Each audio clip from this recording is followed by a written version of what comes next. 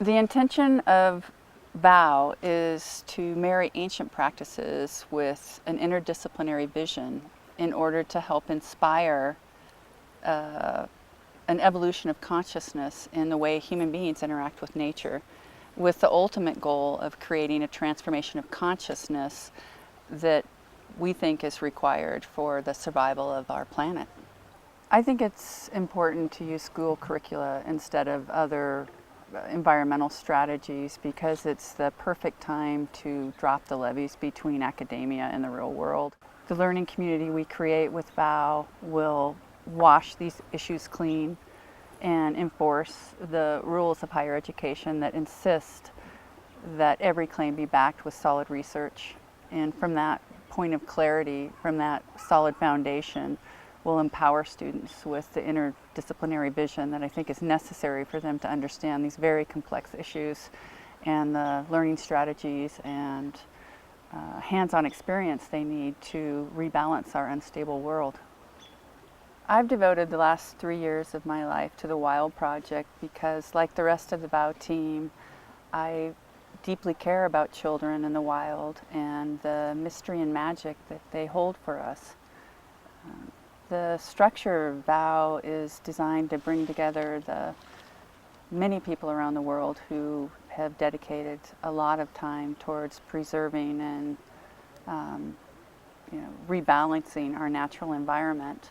And like them, I'm dedicated to doing everything in my power to help ensure the safety and well-being of our children in the wild and this precious planet that we call home.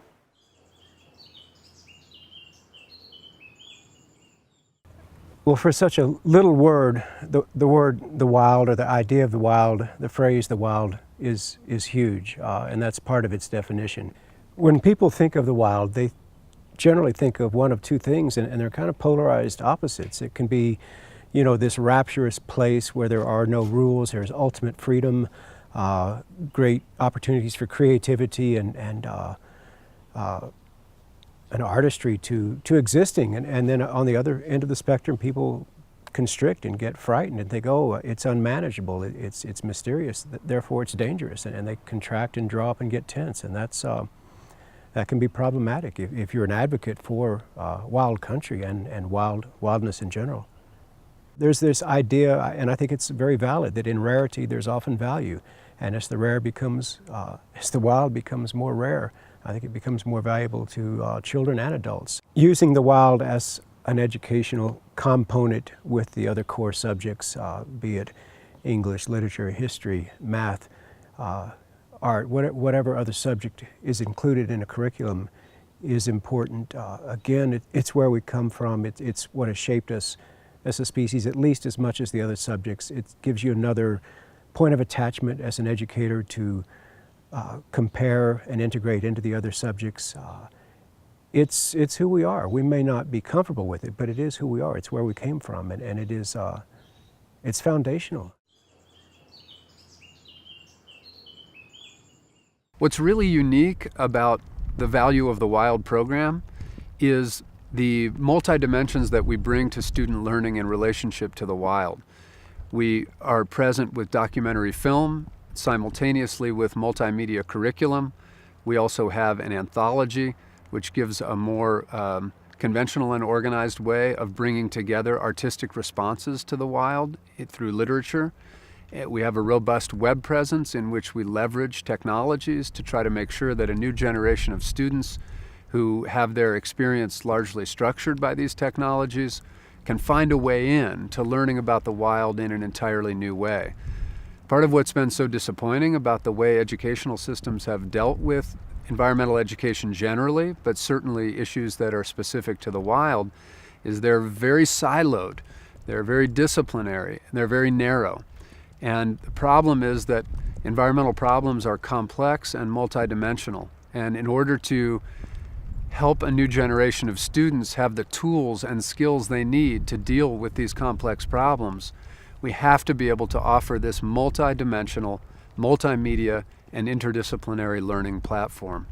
As technology changes and culture changes and the speed of our lives change in ways that threaten to cause the extinction of experience, think we have to nurture and preserve educational structures that can put students in contact with that once again. Part of what I find really exciting about working with the Value of the Wild project is that it has brought together some of the most remarkable people in a variety of fields that are related to conservation and to environment. I think that by bringing together different people from different fields who share an understanding that an appreciation of the wild is more than just science, that it has to occur on a number of fronts simultaneously, that it's an ethical issue, it's an aesthetic issue, it's a spiritual issue.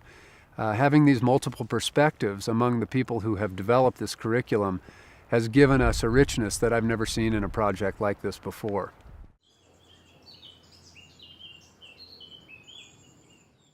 I've come to the conclusion more and more that this is going to be a revolution that the politicians are going to lead from behind, and that society, all of us down in the trenches, are going to have to do the leading.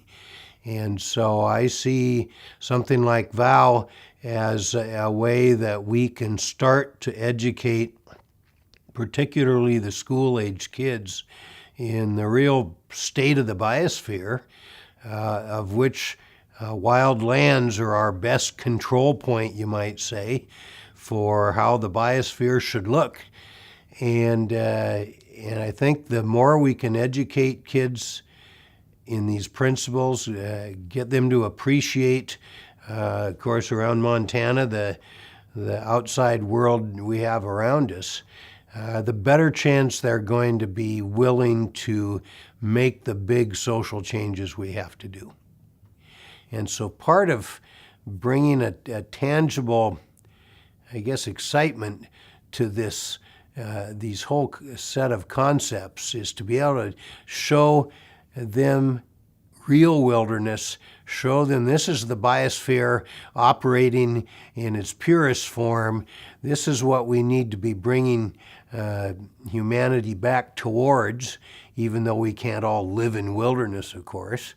And so I think using the wilderness as a real benchmark is something we can do better than most any other country.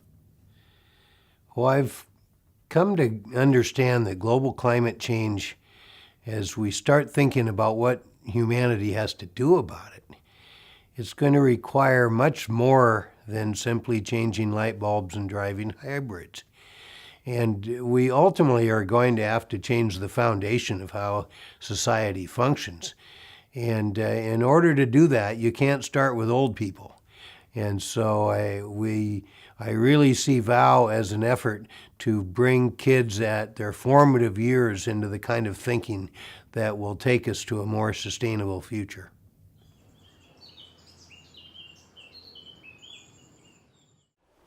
VOW stands for the value of the wild.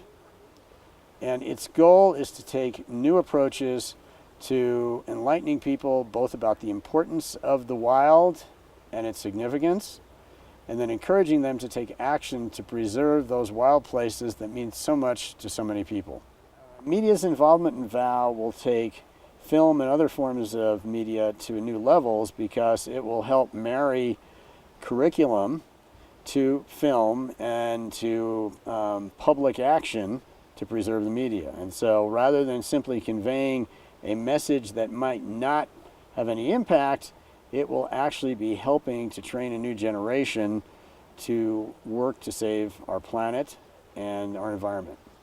The new generation uses media as a way of discussing issues and finding solutions. And so what VOW is doing is directing this energy to issues related to the environment. So they will use the media to find the solutions, and they will then go forward to produce essentially a better world.